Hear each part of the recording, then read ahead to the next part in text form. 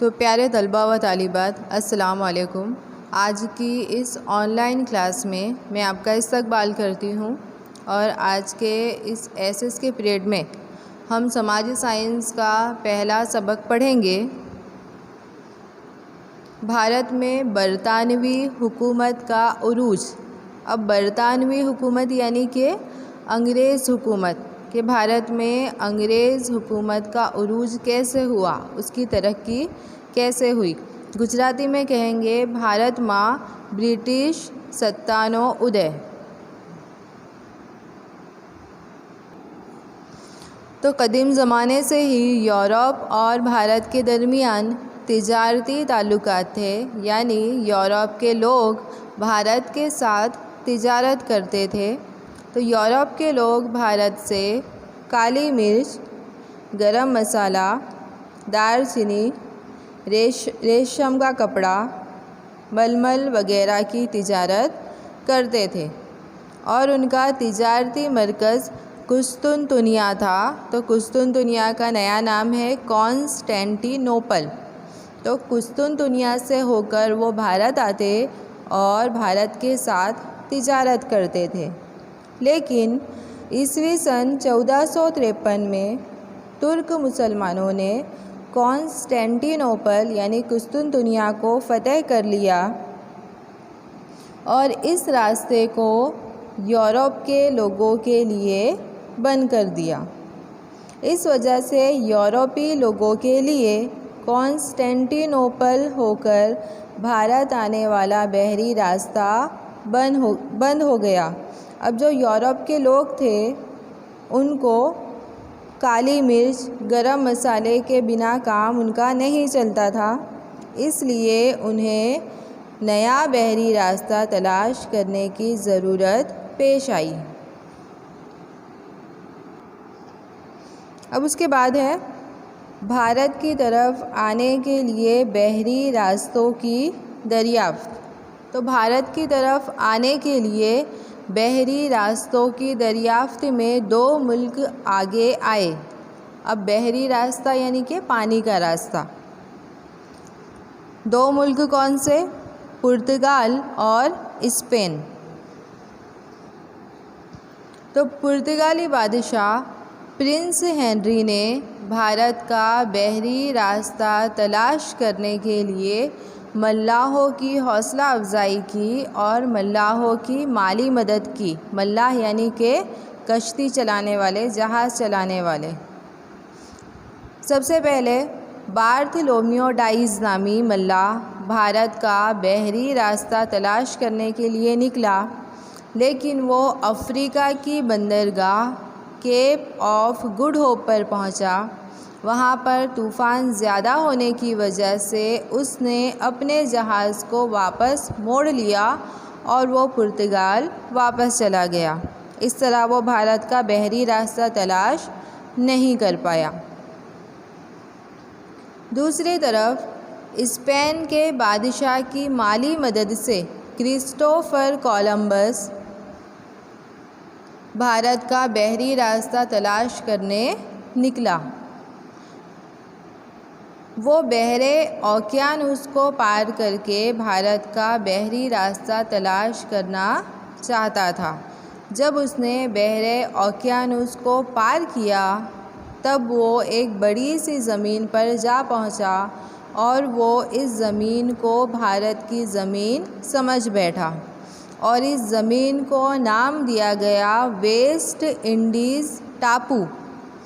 Christopher Columbus जब तक ज़िंदा रहा वो यही समझता रहा कि उसने भारत की तलाश कर ली है, लेकिन असल में वो भारत की ज़मीन नहीं थी। बाद में इसी रास्ते से अमेरिगो वेस्पुची दूसरा मल्लाह भारत का बहरी रास्ता तलाश करने निकला। तो उसने वेस्ट इंडीज़ जज़ीरे पर पहुंचकर ये साबित किया कि ये ज़मीन भारत की ज़मीन नहीं है, बल्कि कोई दूसरा जज़ीरा है, कोई दूसरी ज़मीन है। और उसने अपने नाम पर से इस जगह का नाम अमेरिका रख दिया। फिर अमेरिगो वेस्पुची के बाद भारत का बहरी रास्ता तलाश करने पुर्तगाल से वास्को डी गामा रवाना हुआ। वास्को डी गामा लिस्बन नामी बंदरगाह से भारत का बहरी रास्ता तलाश करने रवाना हुआ। सबसे पहले वो अफ्रीका की केप ऑफ गुड होप नामी बंदरगाह पर पहुंचा। वहां से वो मोज़ाम्बिक बंदरगाह पर पहुंचा। फिर वहां से वो थोड़ा आगे बढ़ा, तब उसे रास्ते में एक भारतीय मल्लाह मिला जिसका नाम अहमद बिन मजीद था। भारतीय मल्लाह यानी वो भारत का था जो कि कश्ती चलाता था। इस तरह वो अहमद बिन मजीद की मदद से भारत की कालीकट बंदरगाह पर पहुंचा ईस्वी सन 1498 में। तो जब वास्को डी गामा कालीकट पर पहुंचा, उस वक्त वहां के राजा जामोरिन ने उसका इस्तकबाल किया और उसे अपनी रियासत में तिजारत करने की इजाज़त दी। अब हेडिंग है भारत में यूरोपीय अक़वाम की आमद। तो वास्को डी गामा के बाद भारत में पुर्तगालियों की आमद शुरू हो गई।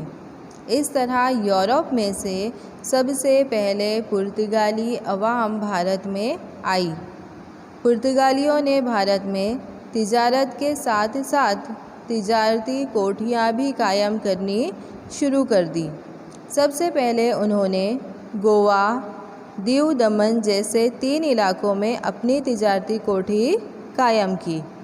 उनको यहाँ तिजारत करता देखकर, उन्हें खुशहाल होता हुआ देखकर दूसरी कौमों ने भी भारत में आना शुरू कर दिया और वो चींटियों की तरह भारत में आने लगे, जिसमें सबसे पहले पुर्तगालियों के बाद हॉलैंड के डच भारत में आए।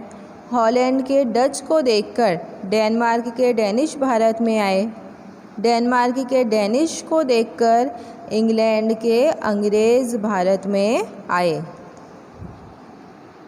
तो इंग्लैंड के ताजिरों ने भारत के साथ तिजारत करने के लिए ईस्ट इंडिया कंपनी कायम की।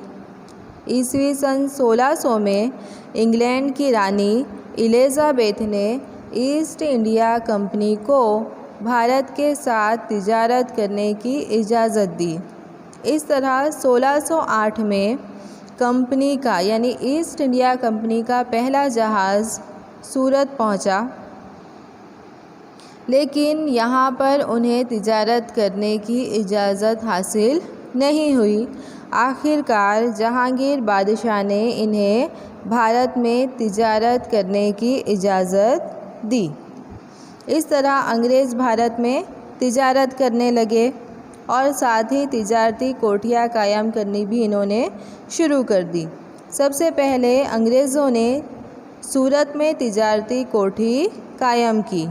सूरत के बाद भरूच, अहमदाबाद में तिजारती कोठी कायम की।